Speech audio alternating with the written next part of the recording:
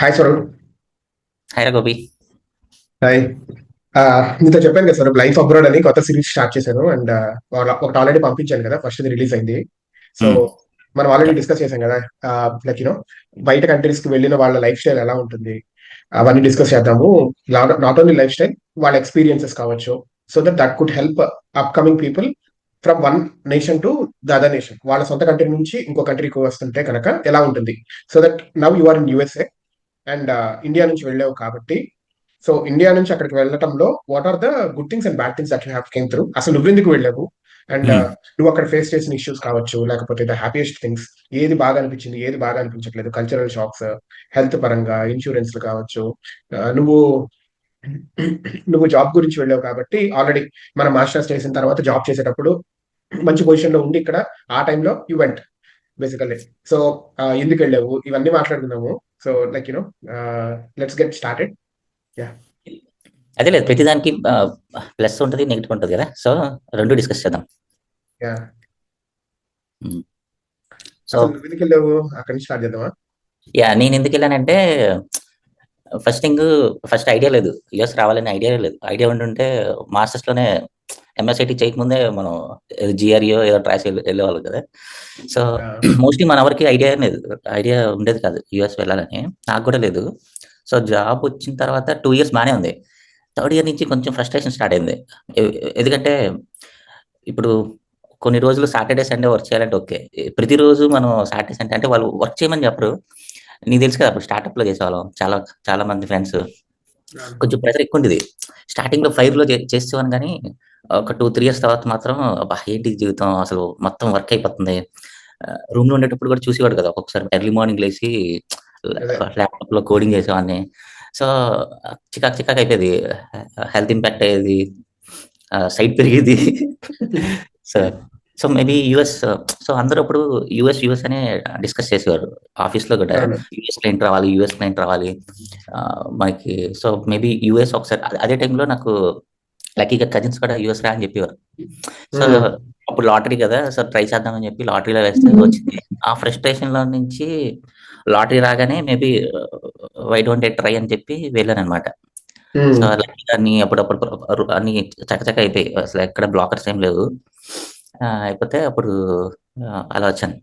So అలా ఉమ్. వచ్చినప్పుడు yeah, అంటే నేను బేసికల్గా నా మైండ్ లో ఒకటే ఉండేది, యుఎస్ లో అయితే ఎగ్జాక్ట్లీ 5 days చేయొచ్చు. ఒక ఉమ్. 2 days మనకి కంప్లీట్ గా రెస్ట్ దొరుకుతుంది. ఆ, సో అన్ని బాగుంటాయి అనిపించింది అనమాట. అంతే. మెయిన్ వర్క్ కల్చర్ అనమాట. మన ఇండియాలో వర్క్ కల్చర్ కొంచెం బాగా స్ట్రెస్ఫుల్ గా అనిపించేది అప్పుడు. ఉమ్. ఇప్పుడు ఎలా ఉందో తెలియదు, కానీ అప్పుడు కొంచెం స్టార్ట్అప్ లో చేసినప్పటికి ఫస్ట్ 2 ఇయర్స్ అక్కడ బాగా అనిపించింది, కొత్త కొత్త థింగ్స్ నేర్చుకున్నాం. అవును. కానీ సేమ్ తర్వాత థర్డ్ ఇయర్ నుంచి రొటీన్ అయిపోయి కొత్తగా ట్రై చేద్దామని వచ్చాను మాది. అదే ఫస్ట్ 2 ఇయర్స్ అప్పుడు నువ్వు ఫ్రేమ్ వర్క్స్ నేర్చుకున్నా, టోర్నడో ఫ్రేమ్ వర్క్ కదా నువ్వు మనం డిస్కస్ చేసినప్పుడు. టోర్నేడో విజువలైజేషన్ అంత కొత్తగా ఉండేది. విజువలైజేషన్ బాగుండేది అది యాక్చువల్ గా. బాగుండేది. కాకపోతే డెడ్ లైన్స్ చాలా టైట్ ఉండేవి. అవును కదా. డెలివరీ చేయమని అలా అంత మొత్తం బ్యాక్ ఎండ్ ఫ్రంట్ ఎండ్ అన్ని చేసేవాళ్ళం. సో అప్పుడు ప్రెషర్ ఎలక్షన్స్ అనిపించింది. వస్తే మీదే కదా అప్పుడు బ్యాక్గ్రౌండ్ ఉండేది వాళ్ళకి, ఆ టీవీ ఛానల్స్ లో కూడా. ఎలక్షన్స్ వస్తే ఇంకా స్ట్రెస్ఫుల్ ఉండేది, నైట్ కూడా నిద్రపోయేవాళ్ళం అదే కాదు. కదా. ఆ, అందుకే చాలా మంది మన వాళ్ళు కూడా చాలా మంది కంపెనీలో జాయిన్ అయ్యి వదిలేశారు కదా. అవునవును. లాస్ట్ వాళ్ళు వేరే కంపెనీకి వెళ్ళారు. నేనేమనుకున్నానంటే, ఇప్పుడు వేరే కంపెనీకి వెళ్ళినా మేబీ ఒక 1-2 ఇయర్స్ అలానే ఉంటుంది, తర్వాత మళ్ళీ సేమ్ రొటీన్ అయిపోతుంది. ఆ, ఈ- ఎందుకైనా వేరే కంట్రీస్కి వెళ్తే అక్కడ వర్క్ కల్చర్ డిఫరెంట్ ఉంటుంది కదా, కొంచెం పీస్ ఆఫ్ మైండ్ ఉంటుంది అన్నమాట. అది మెయిన్. కానీ సి, నువ్వు అన్నది రైటే, విచ్ ఇస్ రైట్. బట్ నువ్వు తీసుకున్న step, is it a right step ఇంకొకటి రావాలంటే? ఎందుకంటే సి, నువ్వు లాటరీ వేసి పిక్ అయిన తర్వాత జాబ్ అప్పటికి లేదు కదా, నువ్వు వెళ్ళేసరికి వెళ్ళిపోయావు. So yeah. అది, I know you are technically very strong. And అక్కడికి వెళ్ళగానే జాబ్ వస్తుందని ధైర్యమా, అంటే ఎగ్జిస్టింగ్ జాబ్ వదిలేసి ఏమీ లేకుండా ఎంటీ హ్యాండ్స్ తో ఒక కొత్త కంట్రీకి వెళ్ళటము? చాలా మంది వెళ్ళారు మన ఫ్రెండ్స్ లో కూడా. And I also see very many people go. కానీ అక్కడికి వెళ్ళిన తర్వాత పర్మనెంట్ జాబ్ పట్టుకోవాలా, వస్తుందా రాదా, ఎంత టైం చెప్తాను. యా. పడుతుంది, ఎకానమీస్ ఎలాగా, కన్సల్టెన్సీ యా. పట్టుకోవాలా, అది అసలు డిస్కస్ అసలు నీ మైండ్ లో అలా వెళ్ళాలి అని ఎందుకు అనిపించింది? నా వైట్ లో నేను 3 ఇయర్స్ ఫుల్ గా చేశాను కాబట్టి అసలు అలాగనే వెంటనే జాబ్ వచ్చేస్తాను, ఓవర్ కాన్ఫిడెన్స్ వెళ్ళారన్నమాట. ఓకే. సో అవే లెర్నింగ్స్ అంటాం కదా.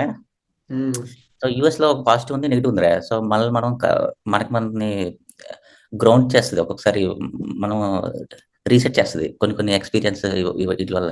సో, 3 ఇయర్స్ చేసి అన్ని ప్రాజెక్టులు చేసి జాబ్ వచ్చేస్తది కాన్ఫిడెన్స్‌తో ఎళ్ళాను. కానీ అక్కడికెళ్తే అసలు డిఫరెంట్ వర్క్ కల్చర్ డిఫరెంట్ అనమాట అంతా. సో, అక్కడ జాబ్ రావాలంటే డైరెక్ట్‌గా ఎంప్లాయ్‌మెంట్ అసలు వీసాతోనే పేరోల్ రన్ అవుతది ఇక్కడ. ఉమ్, సో, మన ఇండియా లాగా ఇప్పుడు నేను ఎళ్లి వాడే పే చేస్తాడని కాదు. ఇక్కడేంటంటే మల్టిపుల్ లేయర్స్ ఉంటారు. ఉమ్, డైరెక్ట్‌గా మనకి కంపెనీలు రావడం అనేది చాలా కష్టం. ఆహ్, అందులోకి కొత్త కదా నాకు. నేను ఇంకా ఇండియా లాగే ఉంటదనుకున్నాను. నేను యాక్చువల్‌గా రీసెర్చ్ కూడా చేయలేదు. ఆ ఉమ్, టైంలో చేశాను. సో, ఇప్పుడు నాకు ఎళ్ళగానే షాకు. ఏంటంటే ఎవడో కాల్ చేస్తాడు. ఆడు జాబ్ ఇవ్వడు. ఆడేమో వేరే ఉమ్, వాడు సబ్మిట్ చేస్తాడు. వాడేమో వేరే ఉమ్. వాడు సబ్మిట్ చేస్తాడు. లేరులే. సో, సో, అంతా స్ట్రెయిట్‌గా ఉంటదనమాట ఇక్కడ. సో, పే రేట్ కూడా పర్ అవర్ మాట్లాడతారు. మనమేమో కాలిక్యులేట్ చేసుకొని ఓహ్! ఇండియా కన్నా ఎక్కువొస్తుంది కదా అనుకుంటాం. కానీ చేతికొచ్చేసరికల్లా తక్కువొస్తది. ఎందుకంటే అందరూ ఉమ్, ఒక 5%, 10% అలా తీసుకొనొస్తారు. సో, అన్నీ ఏది చెప్తున్నా కదా! ఏది స్ట్రెయిట్ ఫార్వర్డ్ ఉండదురా. మళ్ళా అంతా పెంట చేసేసారు మనోళ్ళే. అది స్టార్టింగ్‌లో నాకు అర్థం అవ్వడానికి మైండ్ బ్లాక్ అయింది. అసలు ఉమ్, 2, 3 మంత్స్‌లో 3 వీక్స్ మేబీ 1 మంత్‌లో జాబ్ వస్తది అనుకున్నాను. నాకు 3 మంత్స్ పట్టింది జాబ్ రావడానికి, ప్లేస్ అవ్వడానికి. ఉమ్, ఉమ్, సో, అక్కడే ఓకే. అని అనుకున్నాను. బట్ అలాగా కొంచెం జాబ్‌లోకి మళ్ళా వెళ్ళాక నేను అనుకున్నదైతే వచ్చింది. 5 డేసే అసలు వర్క్ ప్రెషర్ ఉండేది కాదు. ఆహ్, ఉమ్, ఆహ్, మనం 2 మంత్స్ చేసి ఇక్కడ మనం నేనప్పుడు నాకు ఫస్ట్ ప్రాజెక్ట్ వచ్చినప్పుడైతే నేను నేనిది చేస్తా అన్నా కూడా వాళ్ళు వద్దనేవారు. వద్దు ఉమ్. లేట్‌గా చేద్దాం. సో, దానివల్ల పాజిటివ్ ఉంది, నెగెటివ్ ఉంది. సో, అలా అది మరీ వాళ్ళు ఎక్కువగా లీనియన్స్ ఇవ్వడం, ఎక్కువగా అసలు కోడ్ రాసేవాడిని కాదు ఎక్కువ. దానివల్ల ఏంటంటే మళ్ళా కొంచెం ఇండస్ట్రీ కన్నా మన స్కిల్స్ అనేవి స్టాండర్డ్స్ వెళ్ళిపోతాయి. స్టాండర్డ్స్ తగ్గిపోయేవి. కాకపోతే లైఫ్ బాగుండేది. ఆహ్, ప్ర ఉమ్, చేతికొచ్చి వర్క్ ఎక్కువ ఉండేది కాదు. ఇప్పుడు ప్రొడక్షన్ రిలీజ్ అయినా కూడా ఇట్స్ ఓకే. తర్వాత చూసుకుందాం అనేవారు. అది ఒక బిగ్ కంపెనీకెళ్ళాను. అప్పుడు స్టార్టప్ నుంచి ఒక బిగ్ కంపెనీకెళ్ళాను. చాలా డిఫరెన్స్ అనమాట. సో, ఉమ్, సో, వాళ్ళేంటంటే కాకపోతే మనకంత ఇంపార్టెన్స్ ఇచ్చేవారు ఏం కాదు. ఎందుకంటే మనలాంటోళ్ళు చాలా మంది ఉన్నారు కదా! వెళ్ళేవారు. యాహ్! చాలా వరకు నేనైతే ఐడెంటిఫై చేశాను డిఫరెన్సెస్. బట్ నేను అనుకున్నది ప్రశాంత వర్క్ అయితే దొరికింది. But at the same time అక్కడే ఉండిపోయాను. నేనేం డెవలప్ అవ్వలేదు ఎక్కువ. ఒక 1, 2 ఇయర్స్ వరకు. ఈ ఉమ్. లోపల వీసా ఇష్యూస్ ఇవన్నీ ఫేస్ చేశాను. అంటే ఒకటి నేను అనుకున్నది అచీవ్ అయింది. But at the same time second కొన్ని నెగెటివ్ కూడా అయ్యాయి. వీసా ఇష్యూస్ నాకు తెలీవు. ఇలాగా ఓ, కన్సల్టెన్సీ ఇవన్నీ మనకు తెలియవు కదా! ఇవన్నీ కొంచెం డీల్ చేసుకొని కొంచెం ఏమైంది టైం అది చెప్పొచ్చా? ఆ! ఏం లేదు. ఇప్పుడు నాకు నేను వర్క్ స్టార్ట్ చేయగానే అంత ప్రశాంతంగా పీస్‌ఫుల్‌గా ఉంది. సడెన్‌గా నాకు సైట్ విజిట్ వచ్చింది. ఆ, సైట్ విజిట్ అంటే వీసా ఆల్రెడీ అప్రూవ్ అయిన తర్వాత కూడా వాళ్ళు ఒకసారి అది రాండమ్‌గా వస్తాయి. నేనేంటంటే నేను కొత్తగా వచ్చాను కదా! మేబీ కొత్తగా వచ్చినోళ్ళని వాళ్ళు సెలెక్ట్ చేస్తారో నాకు తెలీదు. నాకు ఉమ్, తెలీదు యాక్చువల్‌గా. నాకు సైట్ విజిట్ వచ్చినప్పుడు నేను చేస్తున్న ఆఫీస్‌లోకొచ్చి వాడు నా డాక్యుమెంట్స్ అన్నీ మళ్ళా చెక్ చేసి ఉమ్, క్వెషన్స్ అన్నీ అడిగాడు. మీ మేనేజర్ ఎవడు ఇవన్నీ అడిగితే నేను క్లయింట్ ఎవడైతే మేనేజరో వాళ్ళ పేర్లు చెప్పాను. అది ఉమ్. యాక్చువల్‌గా కన్సల్టెన్సీ మేనేజర్ అనేవాడు నా పక్కన ఉండాలంట. అంటే మన కంపెనీలో ఉండాలంట. Oh, he has to guide, he has to give work అని అడగాలంట. కానీ ఆహా, అది చెప్తున్నాను కదా! పేపర్‌లో ఒకలా ఉంటదిరా. ఇప్పుడు ఉమ్, నీకు క్లయింటే నీకు వర్క్ ఇస్తాడు. మన క్లయింట్ ఆఫీస్‌లో ఉన్నప్పుడు క్లయింటే మనకి స్టాండప్స్ కండక్ట్ చేస్తారు. ఉమ్, క్లయింటే మనకి అసైన్ చేస్తారు. క్లయింట్సే మనకి యూజర్ స్టోరీస్ క్రియేట్ చేస్తారు. నేను అవును. ఉన్నది ఉన్నట్టు చెప్పాను. నాకంత ఐడియా లేదు కదా! కానీ అకార్డింగ్ టు ద పేపర్ నీ హెచ్1 ఎవరైతే స్పాన్సర్ చేసారో వాడే నీకు అసైన్ చేయాలి. క్లయింట్ అసైన్ చేయకూడదు. ఓహో, ఓకే. హ్మ్. అది హెచ్1బి ఉమ్, పేపర్‌లో ఇప్పటికి ఉంటది. సో, నేనేం చెప్పానంటే ఉమ్, నాకు క్లయింట్ అసైన్ చేస్తాడు. క్లయింట్‌కి నేను రెస్పాన్స్ ఇస్తాను అని అలా చెప్పాను. సరే ఓకే. దొరికాడని చెప్పి ఆడెళ్ళిపోయి ఆల్రెడీ అప్రూవ్ అయిన వీసాని రివోక్ చేసేసాడు. ఆ, సో, ఇప్పుడేంటి నేను స్టార్టింగ్‌లో నీకు చెప్పాను కదా! వర్క్ పీస్‌ఫుల్ ఉంటది. పీస్‌ఫుల్‌గా వర్క్ అయితే పీస్‌ఫుల్‌గా ఉంది. కానీ ఉమ్, ఈ సెకండరీ టెన్షన్స్ స్టార్ట్ అయ్యాయి. ఆ, సో, అప్పటి వరకు నాకు వీసా అప్రూవ్ ఉన్న వీసా రివోక్ చేసాడు. రివోక్ సో, చేశారు. మెయిన్ ఇక్కడ బ్యాక్‌గ్రౌండ్ వీసాయే కదా! ఆ వీసా ఉమ్. లేకపోతే మనం జాబ్ చేయలేము. మనకు పేరోల్ కూడా రన్ చేయలేరు. So, yeah! ఆహ్, అలా అయిందనమాట. మళ్ళా అవన్నీ సెట్ అవ్వడానికి మళ్ళా ఎలా వర్క్స్ రివోక్ కుదురుతుందా మళ్ళీ సెట్ అవటం మళ్ళా ఫైల్ చేశారు. కంపెనీ వల్ల?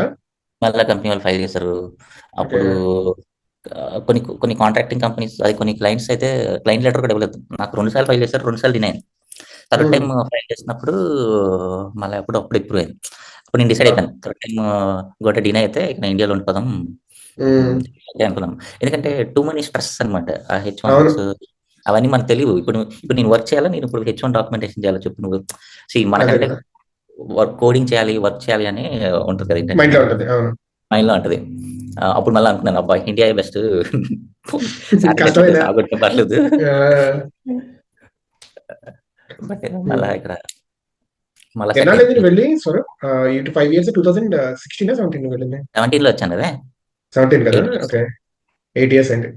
8 ఇయర్స్. ఓకే. ఈ నెక్స్ట్ మేకి 9 ఇయర్స్ అయిపోతుంది. మేలో వచ్చాను. వెళ్ళంగానే how did you felt sir? వెళ్ళగానే కొత్త ప్లేస్ కదా, నేను కొంచెం బాగానే అనిపించింది.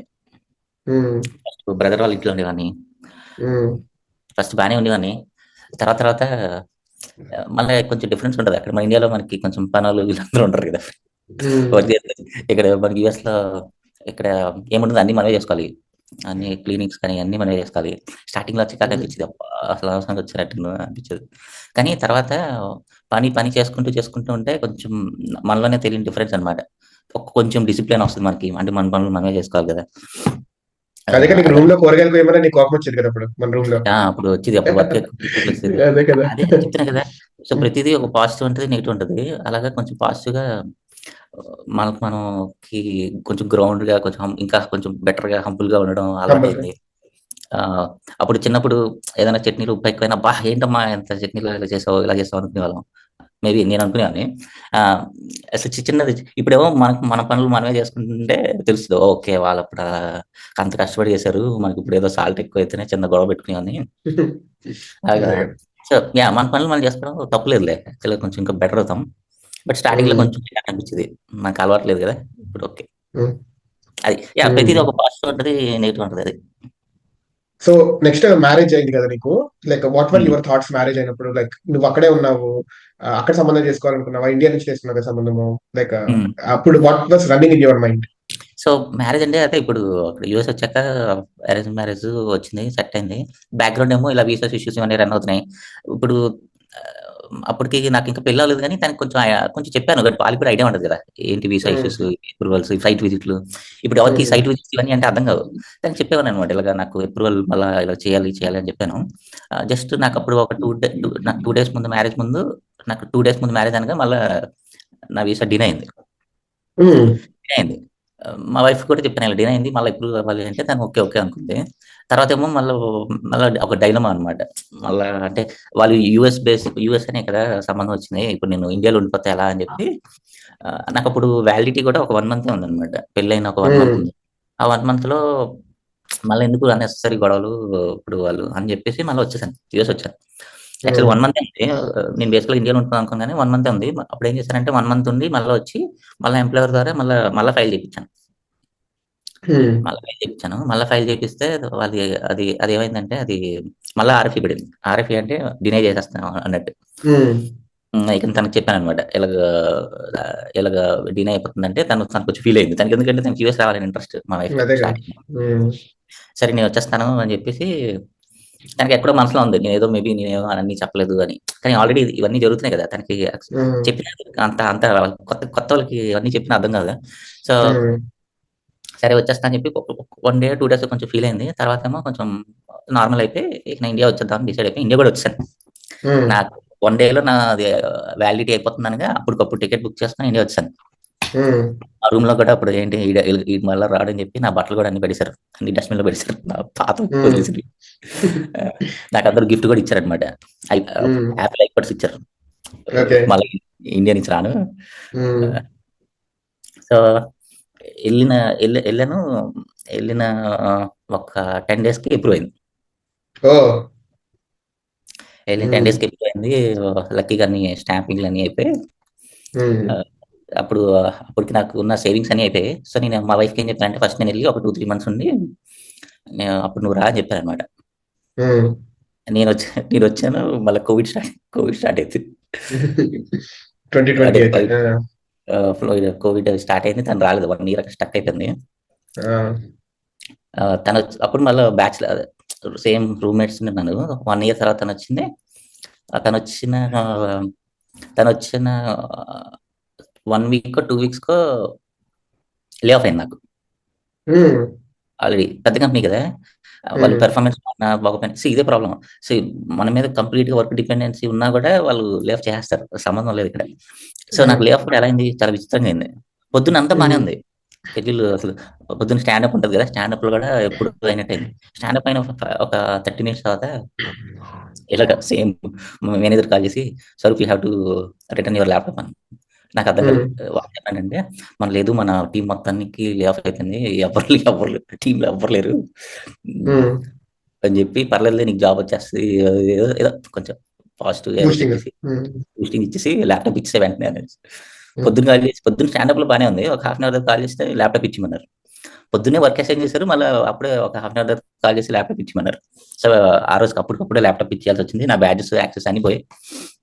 ఆహ్, అప్పుడు అప్పుడు తనొచ్చిన ఒక 10 డేస్ తర్వాత అంటే అప్పుడు నీకు ఫైనాన్షియల్ ప్రెషర్ చెప్తున్నాను అన్నమాట. అదే. అప్పుడే జస్ట్ ఏంటి బ్యాచిలర్ లైఫ్ నుంచి ఫ్యామిలీ లైఫ్ కిందొచ్చాం గదా! బ్యాచిలర్ లైఫ్‌లో షేరింగ్ గదా! ఏది అదే. చేసినా షేరింగ్. ఇప్పుడేంటంటే అన్నీ ఇండివిడ్యుయల్‌గా ఒకటే పే చెక్ మీద అన్నీ వెళ్తాయి. సో, అదే టైంలో నాకు లే ఆఫ్ అయింది. అక్కడ అదొక సో, ఇక అదొక సో, ఇండియాలో ఉంటే నీకు ఒక 1 ఇయర్ జాబ్ లేకపోయినా నువ్వు పర్వాలేదు. నీకున్న సపోర్ట్‌తోని వీటిలతో మెయింటైన్ చేయొచ్చు. యూఎస్‌లో రెంట్ పే చేయడం ఎక్కువ కదా! అవును. రెంట్ పే బాగా చేయడం ఎక్కువ ఎక్కువ. ఉంటది కదా. బాగా ఎక్కువ ఉంటుంది. అప్పుడు కొంచెం అక్కడ కొంచెం ఫైనాన్షియల్‌గా కొంచెం స్ట్రెస్ ఫీల్ అయింది. ఎందుకంటే ఇప్పుడు బ్యాచిలర్ ఉండేటప్పుడు అన్నీ షేరింగ్ అంటే కొంచెమే అయ్యేది. ఇప్పుడేంటంటే మల్టిపుల్ అన్నమాట. ఏది చేసినా ఇంటూ 4 మల్టిపుల్. టైమ్స్, 3 టైమ్స్ అవుతూ ఉంటాయి. 3 టైమ్స్ ఎక్కువ. అట్ ది సేమ్ టైమ్ నాకు మనీ రావట్లేదు ఇప్పుడు. జాబ్ హ్మ్. రావట్లేదు. ఇక్కడ చెప్పాను కదా! జాబ్ మార్కెట్ ఇక్కడ అంత స్ట్రెయిట్ ఫార్వర్డ్ ఉండదు. నువ్వు స్కిల్ అయినా సరే, ఇప్పుడు నువ్వు నేను ఇద్దరం ఒకటే ఇంటర్వ్యూ అటెండ్ అయ్యాం. ఓకేనా? నే ఇద్దరం ఒకేలాగా అంటే వాడిచ్చిన క్వెషన్స్ 2 ఇద్దరం పెర్ఫార్మ్ చేసాం. కానీ నువ్వు నాకన్నా ఒక $1 ఒక $1 పర్ అవర్ తక్కువగా కోట్ చేసావు. నేను ఎక్కువ కోట్ చేశాను. ఆబ్వియస్‌లీ ఆడు నిన్నే తీసుకుంటాడు కదా! సో, హ్మ్. ఆడు చాలా మంది మనకు రిజెక్షన్ కూడా చెప్పరు. నువ్వు రిజెక్ట్ అయ్యావని కూడా చెప్పరు. మనం మెయిల్స్ పెట్టినా చేసినా నువ్వు రిజెక్ట్ అయ్యావని కూడా చెప్పరు. ఎందుకు చెప్పరు తెలుసా? నువ్వు రేపొద్దున్న వాడు క్లయింట్‌కి నువ్వు వేరే జాబ్‌కెళ్ళిపోయావనుకో అప్పుడు వాడు నన్ను కన్సిడర్ చేస్తాడు. అందుకని నువ్వు హ్మ్. రిజెక్ట్ అయ్యానని చెప్పడాడు. అలా హోల్డ్‌లో ఉంచుతాడు. యూ ఆర్ ఆన్ హోల్డ్ అంటాడు. మనమేమో వెయిట్ ఏదో చేస్తా ఉంటాం. వస్తుంది అనుకుంటాం. యాహ్! సో, సో, జాబ్ అనేది అంత స్ట్రెయిట్ ఫార్వర్డ్ కాదిక్కడ. సో, మల్టిపుల్ లేయర్స్‌ని డీల్ చేయాలి. యాహ్! అవన్నీ గో త్రూ అవ్వాలి. కొంచెం హ్మ్. పేషెన్స్‌గా కొన్ని గో త్రూ చేస్తే అయితామనమాట అది. హ్మ్. ఆహ్, సో, అప్పుడు మళ్ళా ఒక 3 మంత్స్ మళ్ళా గ్యాప్ వచ్చింది. ఆ 3 హ్మ్. మంత్స్ సీ ఇ ఇ ఇండియా నుంచి మనీ తెచ్చుకోలేను. నా దగ్గర మనీ లేదు. అలాగేదో కంటిన్యూ అయ్యాము. బట్ మనీ వచ్చాక కొంచెం అన్నీ సెట్ అయింది. అదే మళ్ళా 3 జాబ్ మంత్స్‌లో వచ్చాక జాబ్ వచ్చిందా మళ్ళా? 3 మంత్స్‌లో జాబ్ వచ్చింది. ఆ 3 మంత్స్ కొంచెం స్ట్రెస్‌ఫుల్‌గానే ఉండేది. అదే. సీ వీసా ఇష్యూస్ నుంచి కొంచెం బెటర్ అయ్యానంటే ఇలా లే ఆఫ్ అయ్యాను. లేదు. అది అదే. ఎప్పుడు తను అదే ఫ్యామిలీ స్టార్ట్ అయినప్పుడు లే ఆఫ్ అయింది. హ్మ్. నీకు మైండ్‌లో ఏం రన్ అవుతా ఉండేది ఆ టైంలో? చాలా టఫ్‌గా ఉండేది కదా అసల? అప్పుడు కొంచెం టఫ్ ఉండేది. అప్పుడు ఇండియా వెళ్ళలేని పరిస్థితి. సో, ఇండియా వెళ్ళలేని పరిస్థితి. తను అప్పుడే వచ్చింది కదా! కొంచెం తనకి అదే. ఇప్పుడు ఇండియా వెళ్ళిపోమంటే తనకి కొంచెం బాగోదు కదా! సో, అందుకని ఆ! మేబీ ఇంకొన్ని రోజులు వెయిట్ చేద్దాం అని చెప్పి వెయిట్ చేసాం. తర్వాత ఒక హ్మ్. 3 మంత్స్ తర్వాత జాబ్ వచ్చింది. జాబ్ వచ్చింది కానీ అప్పుడు ఏంటి కోవిడ్ టైమ్ కదా! అప్పుడు హ్మ్. కూడా అప్పుడు కూడా రెసిషన్ వస్తదని ఎక్స్‌పెక్ట్ చేసారు అందరూ కదా! అవును. ఎక్స్‌పెక్ట్ అప్పటినుంచి చేసారు. అంటానే ఉన్నారు కదా! నెక్స్ట్ ఇయర్ రిసెషన్ అని ఇప్పటికి కూడా వస్తదన్నారు అంటున్నారు కదా! గానీ, అప్పుడు కూడా కొంచెం డౌన్ అయింది. మళ్ళా పికప్ అయింది. అప్పుడు డౌన్ అయింది. 22లో ఒకటి. ఆ డౌన్ అయినప్పుడు నాకు జాబ్ వచ్చింది. ఎలాంటి జాబ్ వచ్చింది? ఆ జాబ్ వద్దులే అదొక వరస్ట్ జాబ్. అసలు హ్మ్. హ్మ్. మాన్యువల్ అసలు కోడింగ్ అనేది లేదు. అబ్బా! వాడొక టెక్స్ట్ ఫైల్ ఇస్తాడు. ఆ టెక్స్ట్ ఫైల్‌ని హ్మ్. మనం చదివి ఒక దాంట్లో అప్‌లోడ్ చేసి, ఇంకొక సీఎస్‌వి ఫైల్ వస్తది. ఆ 2 మెర్జ్ చేసి అంతా మాన్యువల్ వర్కే. అది హ్మ్. ఆహ్, ఏదో 10థ్ క్లాస్ వాళ్ళు చేస్తారు. అలాంటి వర్క్ అనమాట. మళ్ళా దానికి మళ్ళా రిపోర్ట్ చేయడం, అది మళ్ళా ఎవ్రీ 30 మినిట్స్ అప్డేట్ చేయడం. అమ్మో! హ్మ్. అదో టార్చర్. పోనీ పోనీ పోనీ డబ్బులేమైనా ఎక్కువ ఇస్తారంటే చాలా తక్కువ. చాలా తక్కువ అంటే చాలా హ్మ్. తక్కువ. నా లైఫ్‌లో ఎప్పుడు అంత తక్కువ చేయలేదు. ఇంకా అంత తక్కువ అంటే అప్పుడు డిమాండ్ అలా ఉండేదనమాట. సో, ఇప్పుడు సిట్యుయేషన్ కూడా అలానే ఉంది. ఇప్పుడు పే రేట్లు తగ్గిచ్చేసారు. ఎందుకంటే ఒక జాబ్‌కి 10 మంది లాగా ఉన్నారు యాహ్! కదా! సో, అప్పుడు అంత డిమాండ్ 10 మంది ఎక్కువుంది. డిమాండ్ ఎక్కువుంది కాబట్టి పే రేట్లు తగ్గించడం. అహా! అప్పుడు సప్లై అప్పుడు ఎక్కువుంది. సారీ, డిమాండ్ తక్కువుంది. సప్లై ఎక్కువుంది. యాహ్! అదే. కరెక్ట్. సప్లై ఎక్కువుంది. సో, ఇప్పుడు కూడా అదే పరిస్థితి. ఇప్పుడు కూడా అదే పరిస్థితి రన్ అవుతుంది మార్కెట్‌లో. అప్పుడు కూడా అదే పరిస్థితి ఉండేదనమాట. అంటే ఏ పే అదే. వస్తే అది తీసుకొని చేసుకోవాలన్నట్టు ఉండేది. హ్మ్. నేను అంటే అప్పుడే నాకు మళ్ళా గుడ్ థింగ్ ఏంటంటే అప్పుడే నాకు ప్యారలల్‌గా గ్రీన్ కార్డ్ స్టార్ట్ చేసాడు మా ఎంప్లాయర్. అప్పుడు వాడి దగ్గర నుంచి ఎళ్ళలేదు నేను. హ్మ్. ఒక 2 ఇయర్స్ అలాగా అలా ఉండి, కాకపోతే ఈ జాబ్ నాకు ఎక్కువ రోజులు లేదులే. నేనే వేరే జాబ్ వచ్చింది ఒక 1 మంత్‌లో. హ్మ్. 1 ½ మంత్ 2 మంత్స్‌లకి కొత్త జాబ్ వచ్చింది. హ్మ్. యాహ్! ఓకే. ఒక స్టార్టప్ చేశారు. ఒక బిగ్ కంపెనీ చేశాను. ఇప్పుడు నేను చేసిన కంపెనీ ఏంటంటే రెండిట్లి మధ్యలో ఉంటదనమాట. హైబ్రిడ్ లాగా. ఓకే. ఒక్కొక్కసారి ఓకే. స్టార్టప్ లాగా ఉంటది. ఒక్కొక్కసారి బిగ్ కంపెనీలా ఉంటది. సో, ఇప్పుడు వర్క్ అనేది మిక్స్ అయింది. సో, ఇప్పుడు నాకు కొంచెం మళ్ళా బావుందనమాట. ఓకే. సో, నువ్వు కన్సల్టెన్సీ ద్వారా ఎళ్ళావు కదా స్వరూప్. హ్మ్. సో, ఈ కన్సల్టెన్సీ థింగ్స్ కొంచెం ఎక్స్‌ప్లెయిన్ చేస్తావా? ఎలా ఎళ్తారు? ఎళ్ళిన తర్వాత ఎలా వాళ్ళకి ఒకళ్ళ దగ్గరే ఉండాల్సొస్తుంది అవి? సో, ఒకళ్ళ దగ్గరే అంటే ఇక్కడ రూల్ ప్రకారం ఎవడైతే మన హెచ్1 స్పాన్సర్ చేసారో వాడే మనకు పే చేస్తాడు. హ్మ్. సో, బట్ ఇక్కడ ఇక్కడ ఇంకో రూల్ ఏంటంటే నువ్వు any number of employees shift అవ్వచ్చు. ప్రాబ్లమ్ ఏం లేదు. హ్మ్. సో, కాపోతే ఇక్కడ ఇప్పుడు, ఇప్పుడు చాలా కంపెనీస్ నీకు టీసీఎస్ కానీ, ఇన్ఫోసిస్ కానీ వాళ్ళు నీకు ఇక్కడ యూఎస్‌లోనే నువ్వు కొంచెం ఎక్కువుండాలి. ఐ-140 అనేది మనోళ్ళు ఎక్కువ హ్మ్. ప్రిఫర్ చేస్తారనమాట. అంటే గ్రీన్ హ్మ్. కార్డ్ ప్రాసెస్‌లో ఉన్నప్పుడు నీకు ఒక ఐ-140 అనేది ఇస్తారు. నువ్వు గ్రీన్ కార్డ్ ఫైల్ చేసుకొని ప్రాసెస్ స్టార్ట్ అయితే. ఒక హ్మ్. ఎప్పుడు ఒక 2, 3 ఇయర్స్ ప్రాసెస్ అనమాట. నీకు ఐ-140 వస్తే అడ్వాంటేజెస్ ఏంటంటే డిపెండెంట్ వర్క్ చేసుకోవచ్చు. హ్మ్. ఇప్పుడు ఇప్పుడు ఏదైనా యూఎస్‌లో ఎవరైనా సింగిల్‌గా వర్క్ చేయాలంటే కష్టం. ఇద్దరు వర్క్ చేయాలి. హ్మ్. అన్‌లెస్ నీకేదో పెద్ద గూగుల్‌లోనే పెద్ద పెద్ద కంపెనీస్‌లోనో మంచి పే జాబ్ వస్తే ఓకే. బట్ స్టిల్ ఇద్దరు జాబ్ చేస్తేనే యూఎస్‌లో ఏదైనా కొంచెం బెటర్ సేవింగ్స్ ఉంటాయి. సో, ఐ-140 వస్తే డిపెండెన్స్‌కి వర్క్ పర్మిట్ వస్తదనమాట. హ్మ్. సెకండ్ థింగ్ ఏంటంటే నువ్వు మల్టిపుల్ టైమ్స్ నీ హెచ్1ని ఎక్స్టెండ్ చేసుకోవచ్చు. లేదు అంటే ఫస్ట్ టైమ్ నువ్వు హెచ్1 ఎంటర్ అయినప్పుడు నువ్వు 6 ఇయర్సే మాక్సిమం 6 ఇయర్స్ నువ్వు ఎక్స్టెండ్ చేసుకోగలవు.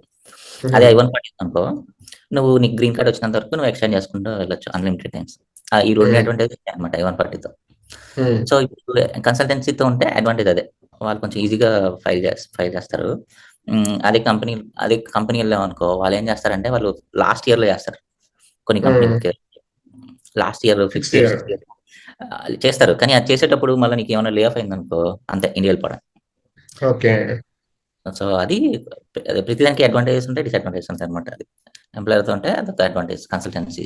ఇప్పుడు నువ్వు కంపెనీ మారావనుకో ఒకవేళ పర్మనెంట్ ఏదైనా వచ్చిందనుకో పెద్ద కంపెనీలో. అప్పుడు హ్మ్. డాక్యుమెంటేషన్ ఇయన్నీ కూడా మార్చాల్సి ఉంటుందా? హ్మ్. సో, మళ్ళా అది అంటే ప్రాబ్లమ్ ఏమైనా అవుతుందా? అది ప్రాబ్లమ్ ఏమి అవ్వదురా. సో, అది ప్రాబ్లమ్ ఏం కాదు. మారిపోవచ్చు. ప్రాబ్లమ్ ఏం కాదు. చాలామంది ఫుల్ టైమ్ వెళ్ళిపోతారు. ఎందుకంటే ఇప్పుడు కన్సల్టెన్సీ ద్వారా అంటే మనం కొంత పర్సెంటేజ్ కన్సల్టెన్సీకి పే చేయాలి. హ్మ్. సో, ఇప్పుడు స్ట్రిక్ట్ చేశారనుకో రూల్స్. స్ట్రిక్ట్ చేసినప్పుడు ఏంటంటే ఫస్ట్ ఇంపాక్ట్ అయ్యేది కాంట్రాక్టర్స్‌కే ఇంపాక్ట్ అవుతది. హ్మ్. కన్సల్టెన్సీకి కన్సల్టెన్సీ వాళ్ళు ఉన్నోళ్ళ వాళ్ళకే మేబీ ఆర్ఎఫ్‌ఈస్ ఇవన్నీ ఎయడానికి ఛాన్సెస్ ఉంటాయి.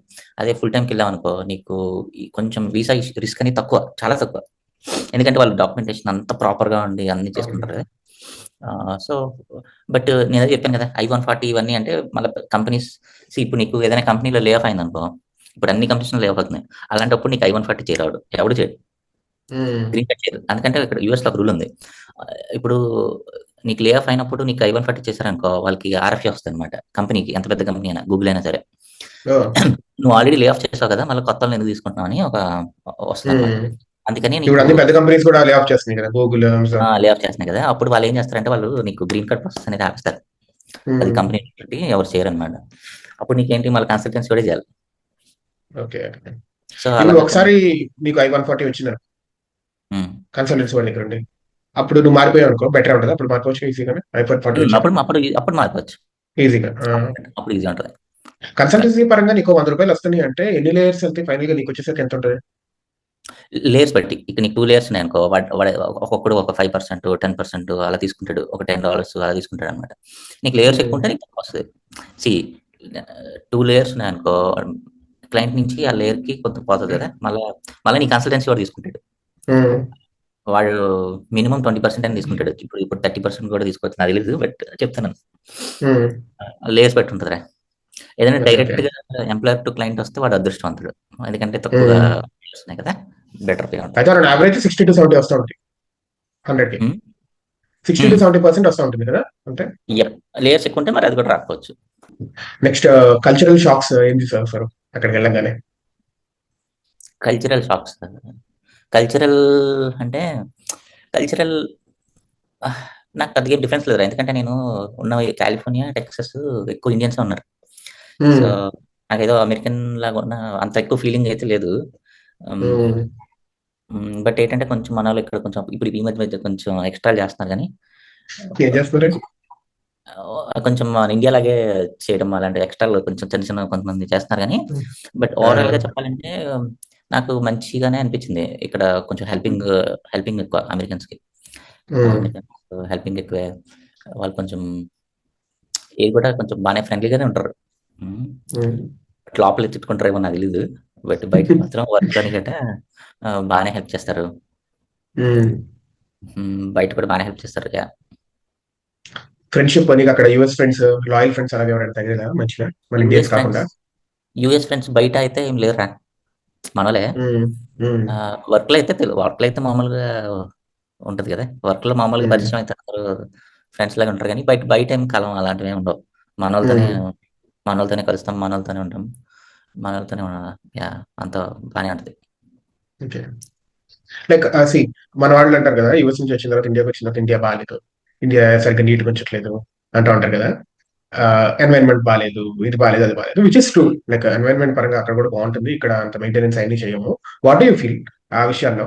లైక్ నువ్వు యాజ్ అన్ ఇండియన్ అక్కడ ఉంటే అక్కడ రూల్స్ బట్టి ఉంటావు, కానీ ఇక్కడికి వచ్చిన తర్వాత అవే రూల్స్ ఇక్కడ చాలా మంది పాటించరు. వై? పాటించరు కానీ అదే మేము ఫస్ట్ రాగానే ఇక్కడ ట్రాఫిక్ ఇవన్నీ ఎక్కువగా అనిపిస్తుంది, కొంచెం భయంగా అనిపిస్తుంది. కానీ 1-2 days కానీ చెప్పాలంటే నాకు అక్కడే కొంచెం ధైర్యంగా ఉంటుంది, ఏదైనా చేయాలి. ఇప్పుడు అందుకే నాకు ఏదైనా హెల్త్ ఇష్యూస్ ఏదైనా వస్తే ఇండియానే వస్తాను. నాకు కొంచెం ధైర్యం ఉంటుంది, ఇండియాలో ధైర్యం ఉంటుంది. ఇన్ఫ్రాస్ట్రక్చర్ అని పక్కన పెట్టేద్దాంలే, కానీ మెయిన్ మనకి సపోర్ట్ అనేది రావాలి, కల్చరల్ గా ఉండాలి అంటే నాకైతే ఇప్పుడు ఇండియా వచ్చేవాడిని. వీసాస్ అప్పుడు కూడా ఇండియానే వచ్చాను. నాకు ఎప్పుడైనా లో ఫీల్ అయితే ఇండియానే వస్తాను, ఇంకా రాబోయే రోజుల్లో కూడా వస్తాను అంతే. సో మనకి ఆ సపోర్ట్, మారల్ సపోర్ట్ ఇవన్నీ కొంచెం స్ట్రాంగ్ గా ఉంటాయి అన్నమాట. ఇక్కడ ఉండమని కాదు, ఇక్కడ అదొక రూల్ అనమాట. నాకెందుకో అక్కడ ఇండియా కొంచెం కంఫర్ట్ అనిపిస్తుంది, అందుకే ఇప్పుడు బట్ కొంచెం డిఫరెన్సెస్ అంటే ఇన్ఫ్రాస్ట్రక్చర్ వైజ్ డిఫరెన్సెస్ అంటే ఇక్కడ అంతా పీస్ఫుల్ గా ఉంటుంది. ఇప్పుడు చూడు, నేను మాట్లాడుతున్నాను, ఇక్కడ చాలా కాలు అవుతాయి, నేను పక్కనే హైవే పక్కన ఉన్నాను, ఒక్క హారం కట్టలేదు, నా పక్కనే హైవే, పెద్ద హైవే, ఒక్క హారం కట్టలేదు, పీస్ఫుల్ గా ట్రావెల్ చేస్తారు. మనకి అక్కడ ఏంటంటే మోటార్ సైకిల్స్, ఆటోలు అన్ని, అంటే నాకు అలవాటైందే, బట్ చాలా రోజుల తర్వాత ఇండియా వస్తే నాకు ఫస్ట్ టైం నేను ట్రావెల్ చేసినప్పుడు నాకు భయం వేసింది. కారు మధ్య మధ్యలో సడన్ గా, అంటే ఇవన్నీ ఆల్రెడీ నేర్చుకున్నా కానీ మనకి అలవాటు పోయింది కదా, నాకు కొంచెం భయం వేసింది. అలాంటివి చిన్న చిన్న ఒక 1-2 days ఉంటాయి కానీ దట్ షుడ్ బి ఓకే.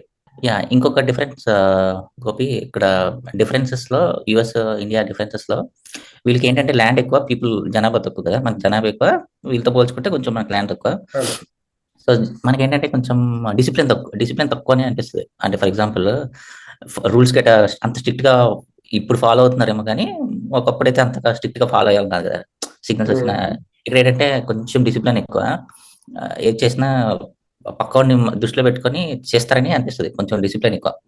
మనకేంటంటే జనాభా కొంచెం ఎక్కువగానే మనకి ఇప్పుడు కొంచెం ర్యాష్ గా, ఇప్పుడు మనం రైట్కి వెళ్ళినా కూడా పక్కవాడు తెస్తాడు మనం, బైక్ కానీ ఆటో వాళ్ళు కానీ, మనం కరెక్ట్గా వెళ్ళినా కూడా మనం చెప్తారు. ఇక్కడ మేబీ వీళ్ళు కూడా లోపల తిట్టుకుంటారేమో, బయటకి అయితే ఎవరి పని ఆడు చేసుకుంటాడు. రూల్స్ అయితే కొంచెం స్ట్రిక్ట్ గానే ఫాలో చేస్తారు. సో ఇక్కడ చెప్పబోయేది ఏంటంటే మనతో పోల్చుకుంటే కొంచెం డిసిప్లిన్ ఎక్కువ, బట్ వీళ్ళకి కూడా మనలాగే పాపులేషన్ ఎక్కువ ఉంటే మేబీ అప్పుడు కూడా వీళ్ళు కూడా రూల్స్ అన్ని బ్రేక్ చేయొచ్చు, అది కూడా చెప్పలేం. కానీ ఇప్పుడు ప్రస్తుతానికి అయితే మనతో పోల్చుకుంటే కొంచెం స్ట్రిక్ట్ గానే ఉంటది, ఏమైనా రూల్స్ కానీ ఏమైనా డిసిప్లిన్ గానే ఉంటారు. కానీ అది అక్కడే ఒక పాజిటివ్ ఉంది, నెగిటివ్ ఉంది. సో ఇప్పుడు నెగిటివ్ ఏంటంటే మాకైనా ఇప్పుడు ఇక్కడ మెడికల్స్, ఇక్కడ ఏదైనా ఒక పక్కగా రూల్ తోనే ఫాలో అవుతారు, ఎక్కడ డివేట్ అవ్వరు. ఇప్పుడు మనకి ఏమైనా డాక్టర్ దగ్గరికి వెళ్ళి నాకు కొంచెం ఎక్స్ట్రా డబ్బులు ఇస్తే ఫస్ట్ చూడడానికి ఛాన్సెస్ ఉంటాయి కదా, వేరే దగ్గరికి వెళ్ళిపోవచ్చు వెంటనే.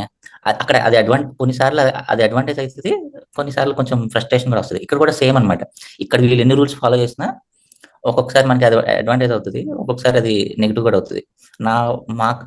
మాకు నెగిటివ్ ఎలా అయిందంటే, లాస్ట్ టైం మా వైఫ్ క్యారింగ్ చేసేది లాస్ట్ ఇయర్. ఓకే, ఇక్కడికి ఏం చేసినా appointments based same rules follow చేస్తున్నాం వెళ్ళాలి.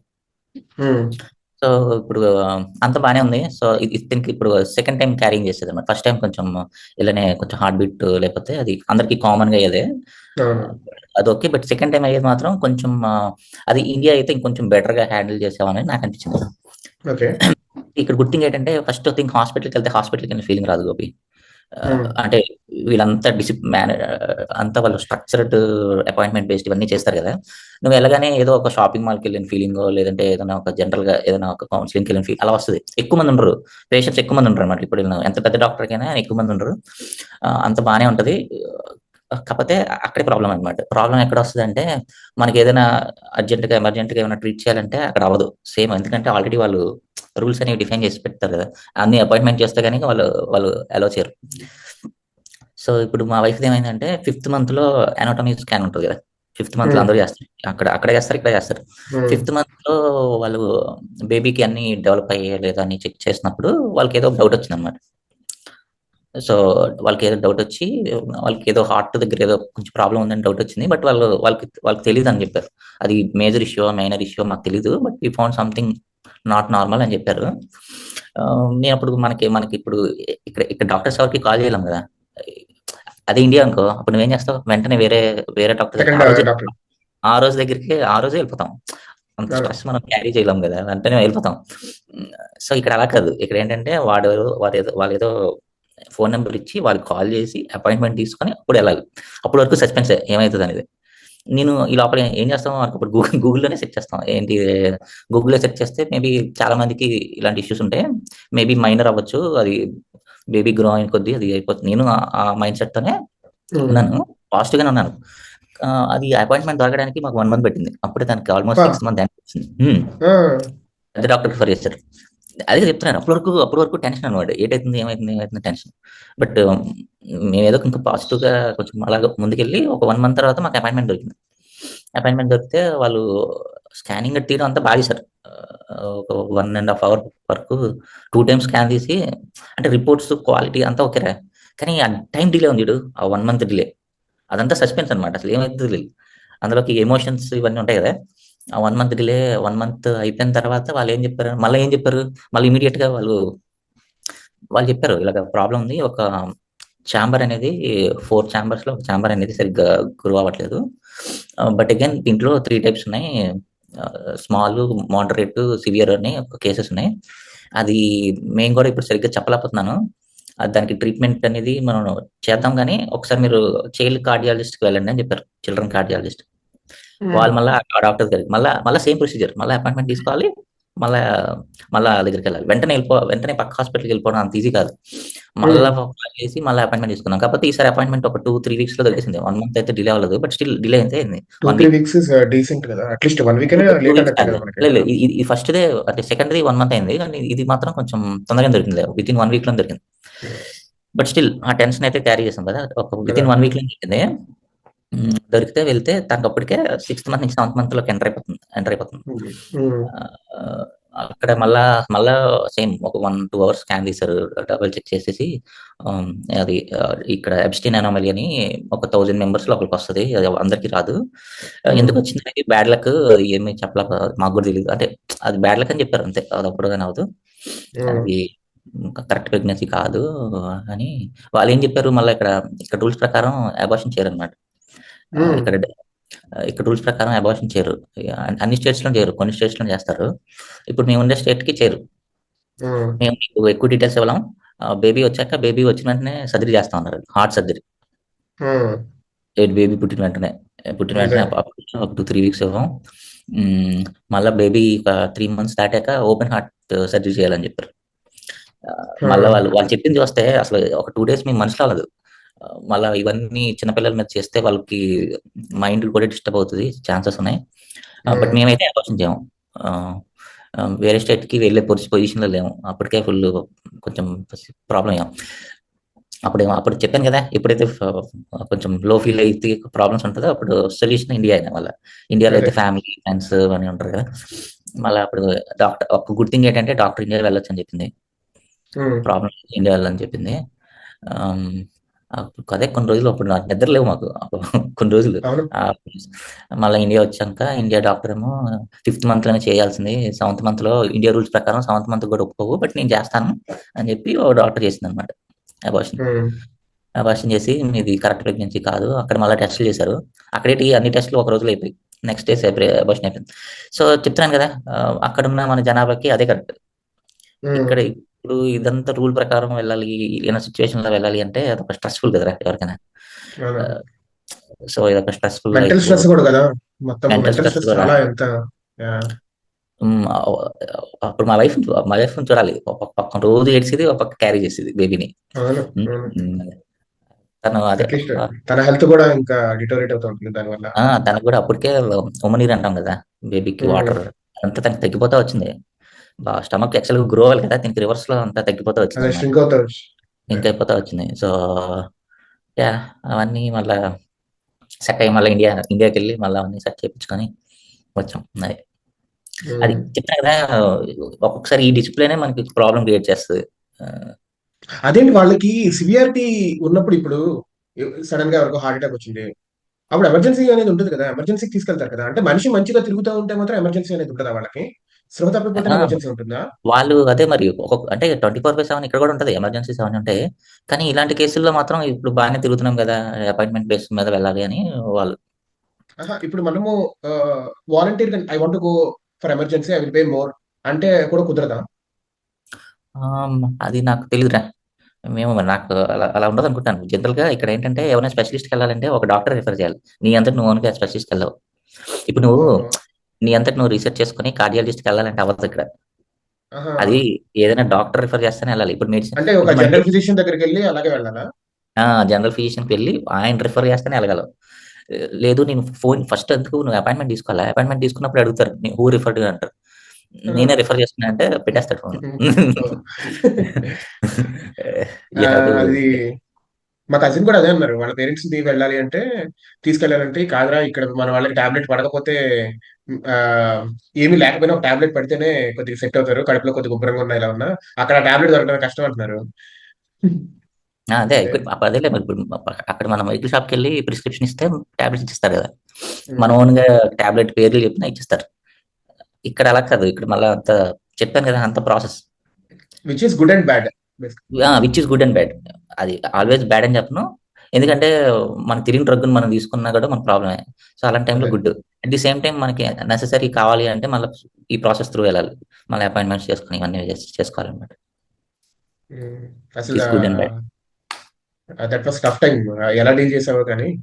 యాహ్! డీలింగ్ అంటే అదే టైంలో నేను మా వైఫే కొంచెం మెడిటేషన్‌లో కూడా జాయిన్ అయ్యాం. ఉమ్. కొంచెం మీకు మేమే ఒకళ్ళనొకళ్ళు కాన్ఫిడెన్స్ చేసుకొని, మాకన్నా ఎక్కువ పేరెంట్స్ కొంచెం ఫీల్ అయ్యారు. ఉమ్. హ్మ్.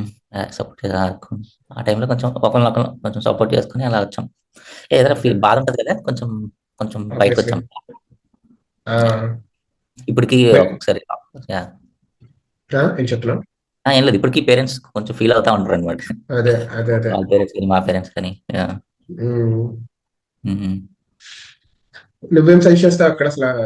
కొత్తగా ఇలాగా ముందు నుంచి అంటే లైక్ హౌ టు ఓవర్కమ్, ఇప్పుడు నువ్వు ఫేస్ చేసావు కదా ప్రాబ్లమ్, కొత్త వాళ్ళకి అసలు ఓవర్కమ్ అవ్వాలంటే ఇట్లాంటి సిచ్యువేషన్స్ ఏమైనా ఉందా అక్కడ సొల్యూషన్ అట్లీస్ట్?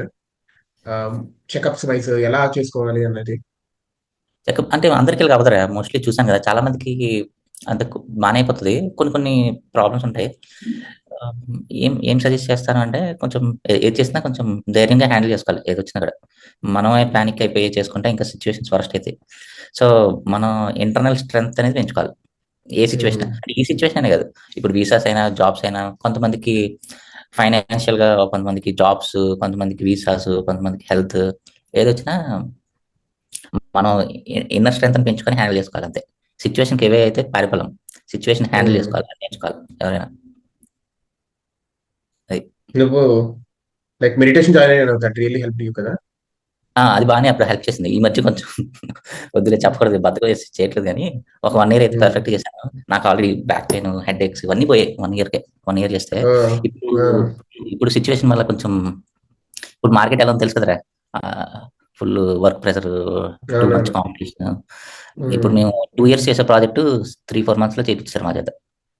బా. Two money meetings. ఈ మధ్య నేను నాకు అదే మెడిటేషన్ అవన్నీ చేయట్లేదు కానీ లాస్ట్ ఇయర్ అయితే చేశాను. బాగానే హెల్ప్ ఉమ్. అయింది. బాగానే హెల్ప్ అయింది. మనకు కొంచెం పీస్ఫుల్గా, ఫిజికల్గా హెల్ప్ అయింది, మెంటల్గా హెల్ప్ అయింది. ఫిజికల్గా ఎలా హెల్ప్ అయిందంటే నాకు ఇప్పుడున్న హెడ్ ఏక్స్, నాకు కొంచెం బ్యాక్ పెయిన్ ఉండేది, అవన్నీ పోయాయి, ఇప్పుడు ఉమ్. లేదు. ఉమ్. ఓ. ఇప్పుడు కొంచెం ఉమ్, అప్పుడు నా బ్లడ్ వర్క్ కూడా అన్ని బెటర్ రిజల్ట్స్ వచ్చాయి. ఉమ్. మెంటల్‌గా కూడా కొంచెం స్ట్రెంత్ వచ్చింది. డీల్ చేయాలని నైస్ హ్యాపీస్. నైస్ ఇప్పుడు నైస్. చేయట్లేదులే ఎందుకు మళ్ళా స్టార్ట్ చేయాలి. వర్క్ పరంగా లైక్ వాట్ ఈస్ నువ్వు అక్కడ ఉంటున్నావు కాబట్టి అట్లీస్ట్ లైక్ ఇండియాతో పోలిస్తే చాలా దగ్గరగా ఉంటున్నావు కాబట్టి బే ఏరియాకి అట్లీస్ట్ అప్పుడు నీకు వేరియా ఇప్పుడు టెక్సస్. యాహ్! సో ఏఐకి హ్మ్. సిలికాన్ వ్యాలీకి దగ్గరగా ఉంటున్నారు కాబట్టి like what is the significance of AI ఇప్పుడు మన జాబ్స్ కి మీ జాబ్స్ కి అట్లీస్ట్ అక్కడ యూఎస్ లో కానీ ఇక్కడ ఇండియాలో కానీ ఎలా ఉండబోతుంది because you are near and you can hear a lot there ఇక్కడతో పోలిస్తే ఇక్కడ నేను ఉంటే నేను సిలికాన్ వ్యాలీ నుంచి మూవ్ అయిపోయి 1 ½ ఇయర్ అయిపోతుంది గోపి. ఆల్మోస్ట్ 2 ఇయర్స్ అనుకో. మ్మ్, సిలికాన్ వ్యాలీలో వర్క్ కల్చర్ డిఫరెంట్ యాక్చువల్‌గా చెప్పాలంటే. అది మ్మ్, నేను ఒక కంపెనీకి ఒక 2 ఇయర్స్ చేశాను. మ్మ్, ఆహ్, వాళ్ళ వర్క్ కల్చర్ అనేది చాలా డిఫరెంట్. అక్కడ మంచి కాంపిటీషన్ కూడా ఉంటది. వాళ్ళు మ్మ్. వాళ్ళు నాకేమనిపించిందంటే ఇప్పటివరకు నేను చేసిన వాళ్ళు already 10 years ahead. 10 years ahead అని చెప్పకూడదు. మనం ఇంకా 10 ఇయర్స్ స్లోలో ఉన్నామని చెప్తున్నాం. అప్పట్లోనే మ్మ్, వాళ్ళు 3 ఇయర్స్ బ్యాకే వాళ్ళు వాళ్ళ పైప్ లైన్స్ కానీ, వాళ్ళు వర్క్ కానీ మ్మ్. చాలా బాగుండేది. సిలికాన్ వ్యాలీలో నిజంగానే ఎవరైనా ఒకసారైనా ఎక్స్పీరియన్స్ చేయాలి. నేను ఒక 2 ఇయర్స్ చేశాను. అసలు వావ్! ఆ, అసలు వండర్ఫుల్ ఎక్స్పీరియన్స్. నేను ఒక పెద్ద కంపెనీ చేశానని చెప్పాను కదా! పెద్ద కంపెనీ నుంచి మళ్ళా ఒక వరస్ట్ కంపెనీకి చేశాను. ఆ తర్వాత తర్వాత దేవుడు మళ్ళీ ఒక మంచి కంపెనీకి ఇచ్చాడు. ఆ, ఒక మంచి కంపెనీలో ఒక 2 ఇయర్స్ చేశాను. మ్మ్. మైండ్ బ్లోయింగ్ అసలు. అసలు చాలా వెనకబడి ఉన్నామనిపించింది నాకు. వాళ్ళు పీపుల్ వాళ్ళ థింకింగ్ గాని అన్నీ నెక్స్ట్ లెవెల్ అసలు. ఆ. ఇప్పుడు మీ దాంట్లో ఏ ఇవన్నీ సిగ్నిఫికెన్స్ ఉంది కదా లైక్ హౌ ఇప్పుడు స్టార్ట్ ఫాస్ట్ అయింది. It can replace us what అది ఈస్ యువర్ టేక్ ఎవరికి ఆన్ ఇట్ తెలియదు. బేసికల్లీ. తెలియడం లేదు. బట్ స్టిల్ ఏంటంటే ఇప్పుడు అన్ని కంపెనీస్ లీగల్‌గా కో-పైలట్స్ అన్ని యూజ్ చేసుకోమంటున్నాయి. అన్ని కొత్త ఐడియాస్ ఇప్పుడు నా ప్రాజెక్ట్‌లో మెయిల్స్ చూపిస్తే అన్నిట్లోని ఏఐ రిలేటెడ్ స్టఫ్ అనేది ఎక్కడో దగ్గర మాట్లాడుతున్నారు ఆళ్ళు. ఎవ్రీ వీక్ ఏఐ సెషన్స్ ఉంటున్నాయి. ప్రతిదీ కొత్తగా ఏఐ, ఎంఎల్ రోల్స్‌ని హైర్ చేసుకుంటున్నారు. ఆహ్, అన్నీ మనం అనుకున్న దానికన్నా స్పీడ్‌గానే స్టార్ట్ అయితున్నాయి. కాకపోతే కొంచెం ఓవర్ హైప్ కూడా ఉందేమో అనిపిస్తుంది నాకు. అది ఎప్పుడైతే ఓవర్ హైప్ పోయి ఇంపాక్ట్ అయితే మన మీద ఉండొచ్చు. కానీ ఎంతవరకు ఉంటదో అవన్నీ తెలియట్లేదు. ఇప్పుడు ఫర్ ఎగ్జాంపుల్ మా ప్రాజెక్ట్ కొంచెం బానే ఉండేది. అంటే 1 ఇయర్‌కి ఒక ప్రాజెక్ట్ డెలివరీ చేసినట్టు ఉండేది. ఇప్పుడేంటంటే అది 4 మంత్స్‌కి డెలివరీ అయిపోయింది. Including unit test cases 90% coverage. మళ్ళా చూస్తే ఇండివిడ్యువల్‌గా రాసిన కోడ్ ఏమి ఉండదు. అంతా ప్రాంప్ట్ చేసి, ఆ ప్రాంప్ట్‌లో ఇంతకుముందు మనం కోడ్ గూగుల్‌లో స్టాక్ ఓవర్‌ఫ్లోనో ఎక్కడి నుంచో తెచ్చుకొని, అనలైజ్ చేసి మనం తీసుకొని పెట్టుకునేవాళ్ళం. ఇప్పుడు అలా లేదు. అంటే డిఫరెంట్ సోర్సెస్‌ని మనం అనలైజ్ చేసేవాళ్ళం కదా! ఇప్పుడు ఏదైనా కొత్తగా నేర్చుకోవాలనుకుంటే వీడియోస్ చూసి, ఆ ప్యాకేజెస్ అండర్స్టాండ్ చేసుకొని ఇప్పుడు అలా లేదు. ఇప్పుడు అంతా ప్రాంప్టే. ప్రాంప్ట్ చేసేసి, ఆ కోడ్ పెట్టేసి ఇప్పుడు 3, 4 మంత్స్‌లో ప్రాజెక్ట్ అయిపోయిందంటే నువ్వే ఎక్స్‌పెక్ట్ చెయ్యి. 1 ఇయర్ అవ్వాల్సిన ప్రాజెక్ట్ 3, 4 మంత్స్‌లో అయిపోయిందంటే 4 డెవలపర్స్ ఉండే బదులు ఒక 1, 2 డెవలపర్స్ అయిపోతారు. అదే కదా! ఇప్పుడు ఏఐ టూల్ అనేది ఒక డెవలపర్ లాగా తీసుకుంటే, సో, ఇంపాక్ట్ అయితే మేబీ ఉండొచ్చు. కానీ ఎంతవరకు ఉంటదని నాకు గూడా ఎక్స్‌పెక్ట్ చేయట్లేదు ఇప్పుడు. చాలా మంది కోడ్ రాయడం మానేసారు కదా! ఇప్పుడు డెవలపర్స్. అంతా ప్రాంప్ట్ చాలా మంది చేసేసి ఏంటి basically it has changed the way రాయటం అనేది హ్మ్. మారింది తీసుకొని how we plug in it అంతే కదా! ప్లగిన్ విత్ చేసి మోర్ సెక్యూరిటీ మన సెక్యూరిటీ మనము ఫీచర్స్ యాడ్ చేసుకున్నాం. కాపోతే మనకి ఆల్రెడీ మనకి ప్రీవియస్ కోడింగ్ నాలెడ్జ్ ఉంది కాబట్టి అది ఎలా ఇంటిగ్రేట్ చేయాలనే నాలెడ్జ్ ఉంటది. ఫ్రెషర్స్‌కి అయితే మేబీ ఏ కోడ్ ఇస్తాడో అదే పెట్టేస్తాడు. అర్థం కాదు. మనకి లిటిల్ అడ్వాంటేజ్ ఏంటంటే ఆ కోడ్ ఎలా వర్క్ అయిద్దో మనకు తెలుస్తది. లైన్స్ లైన్స్ పెట్టి దాన్ని ఎలాగా ఇంటిగ్రేట్ చేసేసి బెటర్‌గా ఇంకా చేయాలని తెలుస్తది అంతే. అదొకటే. కానీ కోడింగ్ స్కిల్స్ అయితే తగ్గిపోతున్నాయి. బట్ డిగ్రేడ్ ఎంత సేఫ్టీ వైజ్ అక్కడ రేసిజం కానీ గన్ కల్చర్ అవి ఏమన్నా చూసావా? రేసిజం అంటే నేను స్టార్టింగ్‌లో ఇండియాలాగే వాక్ చేసుకొని వెళ్ళేవాడిని ఆఫీస్‌కి దగ్గరలో. కొంచెం మాకు రూమ్‌కి దగ్గరే. కొన్ని ఉమ్, సార్లు నైట్ లేట్ అయిపోయేది. ఉమ్, నేను ట్రైన్ ఎక్కి వచ్చేవాడిని. అక్కడ ఉమ్, వాళ్ళు అప్పుడే నైట్ కొంచెం భయమేసేది ట్రావెల్ చేయాలంటే. నైట్ అంటే మళ్ళీ 9 అనుకోకు 6:30, 7 కొంచెం డార్క్ అవ్వగానే ఉమ్, ఆళ్ళు 7:30 నుంచి కొంచెం ఆ టైంలో ట్రావెల్ చేయాలంటే నాది ఒక 10 మినిట్స్ అనమాట. వర్క్ ప్లేస్ నుంచి నాకు వెళ్ళాలంటే. ఆ 10 మినిట్స్ కానీ నేనెప్పుడు ఒక 2, 3 టైమ్స్ ఎక్స్‌పీరియన్స్ అయింది. అందులో తాగేసి వస్తారు. తాగేసొచ్చి um. This is my country get out అని ఒక్కొక్కసారి డోర్ కొట్టేటోడు. అమ్మో. హ్మ్. నాకొక అందుకే ఎప్పుడైనా నైట్ ఏదైనా పబ్లిక్‌లో ట్రాన్స్‌పోర్ట్ చేయడం మన ఇండియాలో పబ్లిక్ ట్రాన్స్‌పోర్ట్ బావుంటది కదా! ఇక్కడ అవును. అందరికి కార్స్ ఉండడం వల్ల పబ్లిక్ ట్రాన్స్‌పోర్ట్ అనేది ఓన్లీ మేజర్ సిటీస్‌లో ఉంటది. అప్పుడు నేను బే ఏరియాలో ఉండేవాడిని కాబట్టి కొంచెం మెట్రో అవన్నీ చూస్ చేసేవాడిని. కానీ 7:30 తర్వాత మాత్రం కొంచెం కొంచెం ఉమ్, భయమేసేది. తాగేసేవాడు వాడు కొంచెం మా కంట్రీ అలా అలా చేసేవారాళ్ళు ఒక్కొక్కసారి. ఉమ్, ఎక్కువ ఎక్స్‌పీరియన్స్ అవ్వలేదు.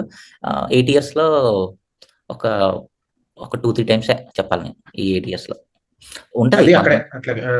అది అక్కడే మెయిన్ డౌన్ టౌన్స్ వీటిలో కొంచెం జాగ్రత్తగా ఉండాలి. అది నైట్ టైమ్స్. ఉమ్, మోస్ట్లీ మనోళ్ళు ఉండేది సేఫ్ ప్లేసెస్‌లో ఉంటారు కాబట్టి షుడ్ బి ఓకే. బట్ కొంచెం పబ్లిక్ ప్లేసెస్ డౌన్ టౌన్స్‌లోని నైట్ అయితే కొంచెం కేర్‌ఫుల్‌గానే ఉండాలి. డ్రగ్స్, అంటే డ్రగ్స్ కూడా చాలా మందికి ఇప్పుడు మనకంటే గైడ్ చేస్తాడు ఒకడు కదా!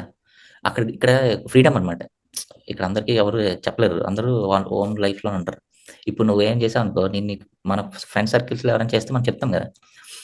మనం చెప్తాము. మనకు కొంచెం కేరింగ్ ఎక్కువ.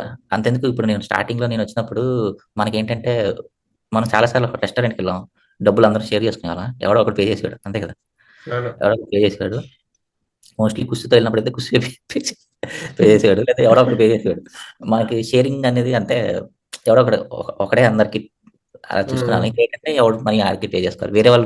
వేరే వాళ్ళకి మనం పే చేసినా కూడా వాళ్ళు కొంచెం తీసుకునేవారు కాదు యూఎస్ వాళ్ళు. అదొకటి అబ్జర్వ్ చేశాను నేను. సో, ఎవరిది ఆళ్ళే పే చేసుకోవడం. వాళ్ళు ఓన్‌గా చేయడం. అంటే వాళ్ళకి ఎక్కువ ఇండివిడ్యుయాలిటీ ఎక్కువనమాట. ఉమ్, వాళ్ళకి అందుకే వాళ్ళు మోస్ట్‌లీ డ్రగ్స్‌కి అడిక్ట్ అయినోళ్ళు కూడా ఎక్కువ ఎక్కువ మందే ఉంటారు. ఉమ్, వర్క్‌లో అయితే ఎక్కువ మంది ఉండరులే. ఎందుకంటే టెస్టింగ్స్ అన్నీ డ్రగ్ టెస్ట్ అయ్యే తీసుకుంటారు ఇక్కడ మ్యాండేటరీ. ఎందుకంటే అందరూ డ్రగ్స్ తీసుకుంటారని తెలిసి డ్రగ్ టెస్ట్ ఉంటది ప్రతి కంపెనీకి. ప్రతి ఉమ్, కంపెనీకి డ్రగ్ టెస్ట్ చేసే తీసుకుంటారు ఎంప్లాయీస్‌ని. నీ ఉమ్, బ్లడ్ సాంపిల్స్‌లో గాని, యూరిన్ సాంపిల్స్‌లో గాని దొరికితే బ్లడ్ చేయరనుకుంటా యూరినే. దొరికితే ఉమ్, తీసుకోరు. ఎందుకు ఉమ్, డ్రగ్ టెస్ట్ చేస్తారు? ఆళ్ళకి తెలుసు ఇక్కడ డ్రగ్స్ ఎక్కువ వాడతారని. ఉమ్, అదే. సో, నేనొకసారి న్యూ ఇయర్‌కి వచ్చిన కొత్తలో మా ఫ్రెండ్ తీసుకెళ్ళాడు. అబ్బా! అసలు న్యూ ఇయర్‌కి కాలిఫోర్నియాలో డౌన్ టౌన్ ఎస్ఎఫ్ఓ బే ఏరియాకి వెళ్ళినప్పుడు శాన్ ఫ్రాన్సిస్కో మా ఫ్రెండ్ తీసుకెళ్ళినప్పుడు చూసాను. అదే ఫస్ట్ అండ్ లాస్ట్. ఇంకెప్పుడు న్యూ ఇయర్‌కి నేను ఎళ్ళలేదు బయటికి. మొత్తం స్ట్రీట్ మొత్తం డ్రగ్సే. బా. స్ట్రీట్ మొత్తం ఆ డ్రగ్స్‌లోనే ఎంజాయ్ చేసుకుంటూ న్యూ ఇయర్ చెప్పుకుంటూ ఇలా అలా ఊగుతూ ఆహ్, ఆ డ్రగ్ కల్చర్ అయితే అదేగా. గట్టిగానే ఉంటది డౌన్ టౌన్. సో కొత్తగా వచ్చే వాళ్ళకి లైక్ స్టూడెంట్స్ కూడా చదువుకోవడానికి వస్తూ ఉంటారు కదా ఇప్పుడు. అండ్ వాళ్ళకి నువ్వేమైనా చెప్పాలి అనుకుంటే ఏమనుకుంటావు? అండ్ ఆల్సో లైక్ మనీ గురించి కూడా ఇప్పుడు ఇండియాలో కూడా శాలరీస్ అవన్నీ పెరిగినాయి కదా సార్. సో హ్మ్. ఇప్పుడు is it worth coming now to to US? అది ఇప్పుడు చదువుకోవడానికైనా జాబ్ కైనా వాట్ యూ సే? అంటే క్లోజింగ్ నోట్స్ కింద వి షుడ్ సీ. హ్మ్. ఇప్పుడు నన్నడిగితే చాలా మంది ఇప్పుడు చాలా బెంచ్ మీద ఉన్నారు. వాళ్ళు చాలా స్ట్రగుల్స్ అయితున్నారు. ఇంతకుముందు ఇప్పుడు స్టూడెంట్స్‌గా ఉండేటప్పుడు పార్ట్ టైమ్స్ ఇప్పుడు పార్ట్ టైమ్స్ కూడా చేసుకోవడానికి రూల్స్ లేనట్టున్నాయి. ఆహ్, ఒక్ ఒకొ ఒకప్పుడు పార్ట్ టైమ్ చేసుకునేటప్పుడు కూడా 1 ఇయర్ బ్యాక్ రీసెంట్‌గా రూల్స్ చేంజ్ చేసినట్టున్నారు గానీ, అప్పుడు నాకు తెలిసిన ఇన్ఫర్మేషన్ బట్టి పార్ట్ టైమ్ కూడా చాలా డిమాండ్ అంట. పార్ట్ టైమ్ కూడా అంటే చాలా మంది చెప్పడం ఏంటంటే చాలా మంది బెంచ్ మీదే ఉన్నారు. జాబ్స్ అన్నీ సెట్ చేసుకోవడానికి చాలా స్ట్రగుల్ అవుతున్నారు. Especially freshers. ఎక్స్‌పీరియన్స్ వాళ్ళకే ఇప్పుడున్న సిట్యుయేషన్ బట్టి జాబ్ రావడానికి చాలా టైం పడుతుంది. ఎంత ఎక్స్‌పీరియన్స్ ఉన్నా కూడా. చాలా ఎగ్జాంపుల్స్ ఉన్నాయి. చాలా ఫ్రెండ్స్ వీళ్ళందరూ స్ట్రగుల్ అయితున్నారు. ఫ్రెషర్స్‌కైతే ఇంకా నెక్స్ట్ లెవెల్ ఉంటుంది. ఆల్రెడీ సో, ఇప్పుడు నేను చెప్పే కన్నా ఇప్పుడు ఇంటర్నెట్ వీడియోస్ ఇవన్నీ చూస్తే వాళ్ళకే ఒక ఐడియా వస్తుంది. సో, ఇప్పుడు నన్నడిగితే ఒక 1, 2 ఇయర్స్ అక్కడే ఏదైనా నేర్చుకోవడం బెటర్ నన్నడిగితే. ఇక్కడికొచ్చి ఓకే. స్ట్రగుల్స్ ఒక 1, 2 ఇయర్స్ వాళ్ళకి యూఎస్ డ్రీమ్ ఉండి పక్కాగా వస్తాను అంటే కొన్ని రోజులు వెయిట్ చేసి వస్తే బెటర్ అని నా ఒపీనియన్. హ్మ్. Got it. సిట్యుయేషన్స్ పెట్టి వస్తే బెటర్. నైస్. లేదు సో అంటే ఇక్కడ అన్నీ ఇప్పుడు పాపం వాళ్ళొచ్చి వాళ్ళు లోన్స్ క్రియేట్ చేసుకోవాలి. హెల్త్ ఇన్స్యూరెన్స్‌లుండాలి. హెల్త్ ఇన్స్యూరెన్స్ లేకపోతే ఇక్కడ అసలు ఎవరు నిన్ను అసలు టచ్ కూడా చేయరు. ఏదైనా ఇష్యూస్ వస్తే ఫీవర్ వచ్చినా కూడా చాలా ఎక్కడికి నీ మళ్ళా అన్నీ చాలా ఎక్స్‌పెన్సివ్స్ అనమాట. జాబ్ లేకపోతే సస్టైన్ అవ్వలేం. ఒక పక్క ఎంప్లాయీ పే చేసుకోవాలి. ఇవన్నీ టూ మచ్ స్ట్రెస్ ఎక్కువైపోతారనమాట. కొన్ని అదే. రోజులు వెయిట్ చేసి వస్తే బెటర్. యాహ్! నైస్ రూప్ అయితే. I think that's nice time. Nice experiences actually. Good and bad everything. But yeah! Good and at the bad. end, yeah! but at the end, as a person, we have to evolve and we have to get acquainted with the situations and learn. అంతే. సిట్యుయేషన్స్‌ని handle చేసుకుంటూ ముందుకెళ్ళిపోవాలంతే. Okay, sir. Thanks a lot, sir. Thanks for your time. Yeah. By. Bye.